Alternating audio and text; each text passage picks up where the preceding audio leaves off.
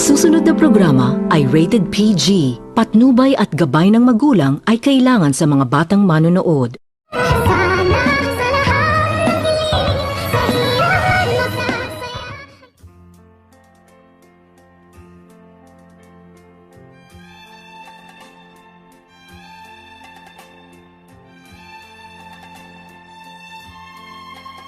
Nagulat itong si Dr. Carlos sa kanyang naririnig galing sa bibig ni Lynette pagkatapos nitong sabihin ni Lynette at manghihingi ng tawad sa kanya na hindi na umano nito itutuloy pa ang kanilang kasal dahil ayaw umano nito na masaktan ni Lynette ang kanyang anak sa kadahilanan na ikipinanlaki ito ng mga mata ni Dr. Carlos at agad nitong sinabihan ni Dr. Carlos itong si Lynette kung bakit lagi umano nitong sinusunod ni Lynette ang kanyang anak.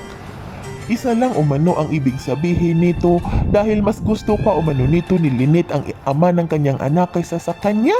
At dito agad naman din itong sinabihan ni Lynette itong si Dr. Carlos na matagal na umanong wala na sila ni Dr. Tanyag pagkatapos umano nitong buntisan ni Dr. Tanyag itong si Lynette at hindi umano nito inangkin ni Dr. Tanyag na kanyang anak itong kanyang binuntis na si Annalyn sa kadahilanan na lumayo na umano itong si Lynette at pinalaki umano nito ni Lynette ng mag-isa ang kanyang anak na si Annalyn.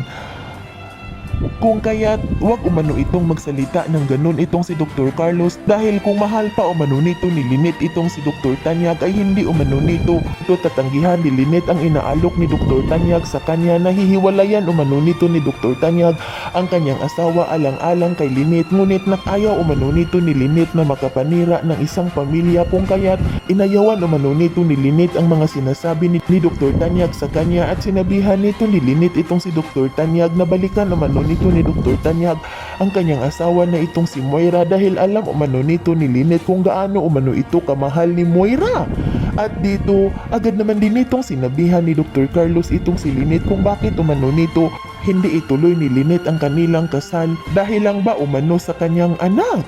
At dito agad naman din itong sinagot ni Lynette itong si Dr. Carlos na naaawa umano itong si Lynette sa kanyang anak dahil napapansin umano nito ni Lynette ng lagi na lamang umano itong malungkot itong si Annalyn at tila mayroon umano itong malalim na iniisip at hindi umano nito alam ni Lynette kung sino umano sa kanila ang nagsasabi ng totoo kung ang kanya ba umanong anak o itong si Dr. Carlos dahil sinasabi naman umano nito ni Annalyn sa kanya na wala naman umano itong ginawang kasalanan si Annalyn kay Dr. Carlos ngunit ang mga sinasabi naman din nito ni Dr. Carlos ay sinisiraan nito ni Dr. Carlos ang kanyang anak kung kaya't agad naman din itong nakikiusap itong si Dr. Carlos kay Lynette na ituloy umano ang kanilang kasal at kakausapin umano nito ni Dr. Carlos ang kanyang anak at kailangan umano nitong masitol ni Dr. Carlos ang kanilang tampuhan ni Annalyn. Basta wag lamang umano itong umatras si Lynette sa kanilang kasal. Yan ay ating aabangan sa susunod pa na pangyayari sa kaganapang ito ng abot kamay na pangarap. Huwag mong kalimutang isubscribe at i-hit ang notification bell ng aking channel.